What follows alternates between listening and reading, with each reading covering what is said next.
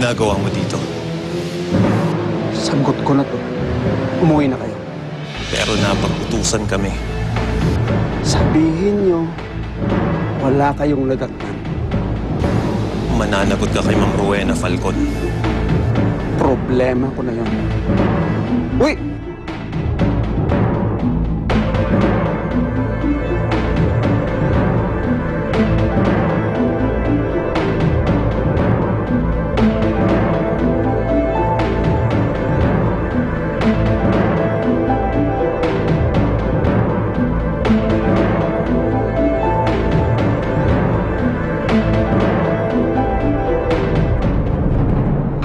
The nerve of that girl para sirain ang engagement party ng anak natin! Gusto mo malaman ng totoo? Tinawagan niya ako. Akala ko ba hindi kayo nag-uusap, ha? Siya ang tumawag sa akin para sabihin na inisperyan mo daw yung kotse niya ng kabit. Serves her right? Rowena, tigilan na natin to dahil hindi naman totoo eh. Hindi ako naniniwala sa inyo. Kabit mo siya. At ang kapal ng mukha niya para pumunta ron para lang pahiyain ako at ang anak natin? Gumaganti lang daw siya dahil una-una hindi naman sa kanya yung kotse. O ngayon kailangan niyang bayaran doon sa may-ari. Rowena, ikaw naman kasi. Ano yung pagdududa mo? O ngayon, nakahanap ka ng katapat na lalaban sa'yo. Matapang na rin siya. Ginantihan niya yung sampal ko. Kaya tuloy sa pamilya niya. Edmundo, kilala kasi kita. Alam ko kung anong klaseng babae ang gusto mo.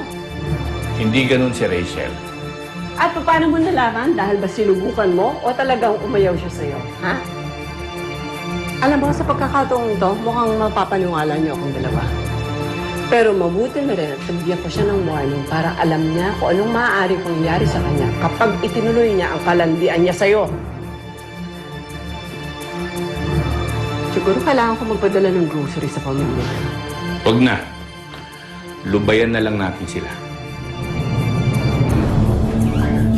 Oh, and please, pwede ba palitan mo yung screen name niya? Wag Suarez. Baka mamaya isipin ng mga tao, anak ko siya. Oh.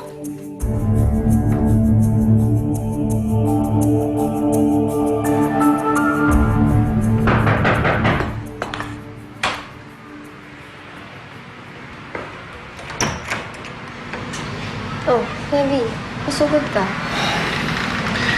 Papaalam lang sana ako sa'yo eh. Paalam? Eh, baka kasi biglang magulat ka kung hindi mo na ako napagkikita dito sa San Felipe. Dahil kay inay. Sana nag-text ka na lang. Maintindihan ko naman eh. Tapi gusto ko pumatay dito para makausap ka at maniwala ka talaga sa akin. Yun lang ba? Naisip mo na naman si Rachel. Paano naman napunta sa usapan si Rachel? Hindi ko alam. Basta, ang napapansin ko, kapag may isip mo siya,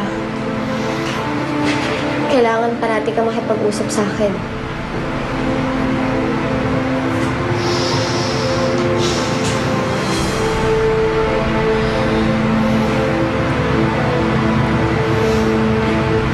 Pasensya ka na.